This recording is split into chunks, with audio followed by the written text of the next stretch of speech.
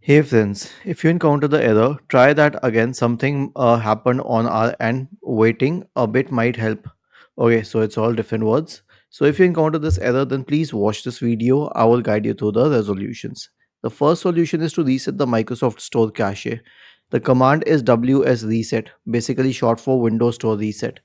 Press the Windows key and the R key together to open the run window. Type the command WSRESET and hit enter.